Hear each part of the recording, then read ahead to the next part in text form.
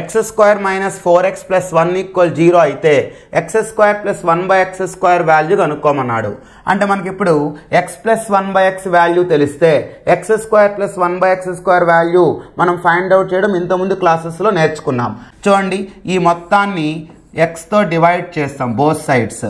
అప్పుడు x square by x అంటే x minus 4x by x అంటే 4 ప్లస్ 1 బై x అంటే x దట్ ఈక్వల్ టు 0. ఇప్పుడు చూడండి, x plus 1 by x value minus 4 right సైడ్కి వస్తే ప్లస్ 4 అవుతుంది.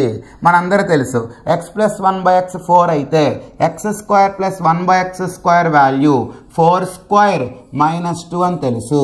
దట్ ఇంప్లైస్ 14 అనేది మనకి ఆన్సర్ అవుతుంది.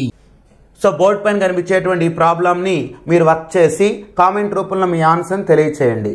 Okay, thank you.